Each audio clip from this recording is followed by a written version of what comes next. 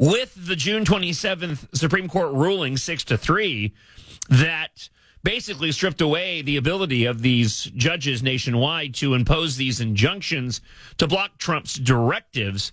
How was this judge able to go and move forward with this block on birthright citizenship? And lawyer extraordinaire Jeff O'Brien joins us this morning. Good morning, Jeff. And how was she able to go and do this? Good morning, John. Well, in the CASA decision is, Justice Alito had a concurring opinion. He voted with the majority, and we all know Justice Barrett's majority opinion that's made headlines. But Justice Alito also issued an opinion, and he warned against this. He cautioned that he sort of threw, in a way, he kind of threw a brushback pitch. He said, "I hope," he predicted that the opponents of the administration's agenda would now seek to have a class certified, and that would be their kind of backdoor way of getting a universal injunction. For those that don't know, class action, you have certain named plaintiffs bringing a case, on behalf of a class, and a judge has to certify the class in order for the case to proceed.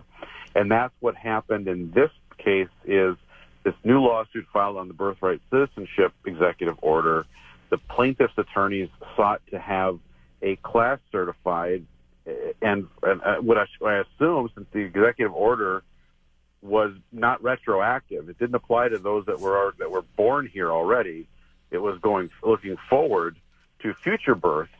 Somehow, the judge certified a class of unborn plaintiffs, so doing the opposite of what Justice Alito cautioned about not being careless with the class certification rules, simply went and did this. So it's going to end up pushing another case back up to the Supreme Court to rule on.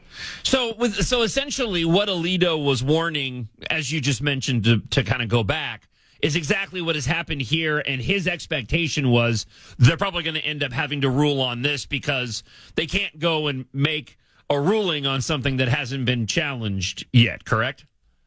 That's correct. Yeah, Alito, I think, wanted to get to this issue in the CASA case, but the CASA case wasn't a class action. So, we've talked about this before. Sometimes you have to run multiple cases up on a related issue before you finally get the Supreme Court's true picture of where they're going. Because remember, the Birthright Citizenship case, the first one, the CASA case, that one, it was only decided on the injunction question.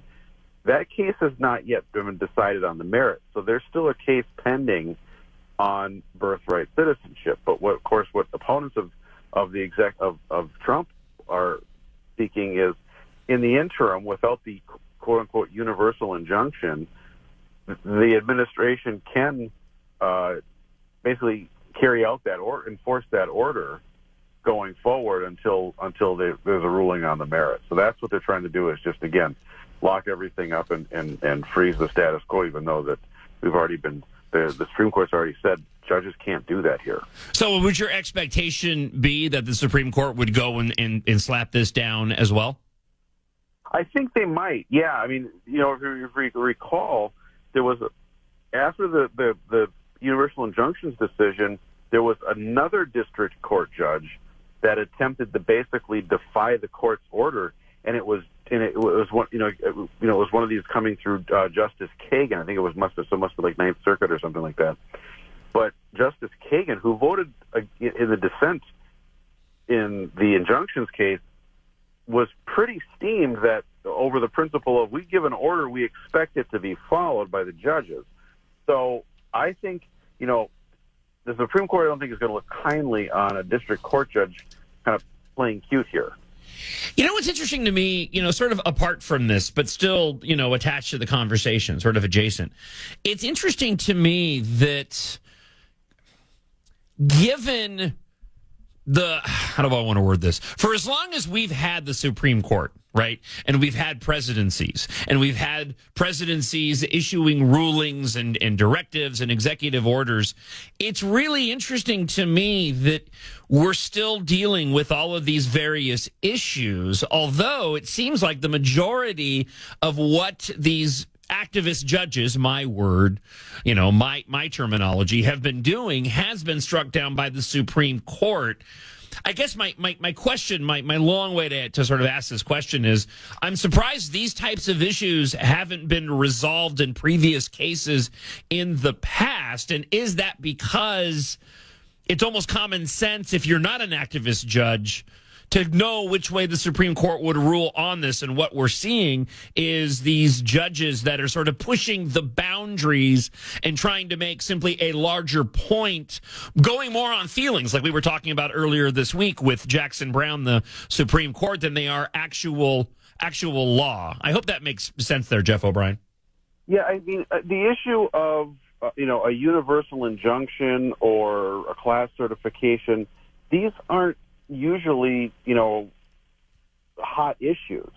They come up in civil actions, the class certification question. There's a number of different, cases out there at the federal level about, class certification. But, the Supreme Court is a court of limited jurisdiction. They don't have to, they choose what cases to accept. And it's just been the case that there hasn't been an occasion or a reason for them to ever have to address something that's so basic and esoteric until now, where it's being used in a very different fight over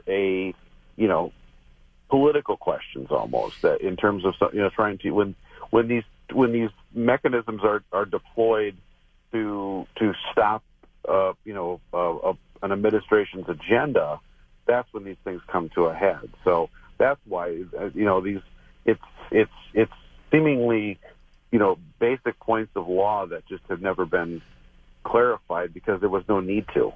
I've made this joke before, but it feels like there's a group chat that we're not aware of with all of these judges. And they're all just taking turns of getting into the spotlight.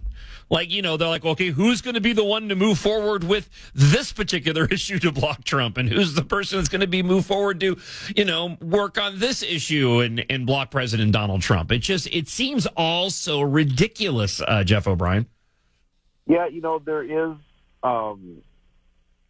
there's definitely forum shopping going on. I would say there's got to be some other parallel group chat of lawyers that are opposed to the administration that are figuring out which courts might be the best to be in based on the judges there. I don't know.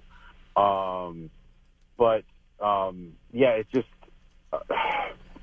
you do get the feeling of what's going on here when it just seems to be it's a case after case after case after case.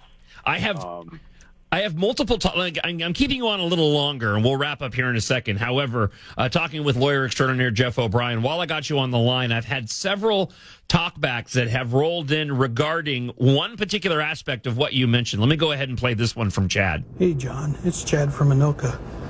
So this judge does a class action lawsuit for unborn babies being able to have rights.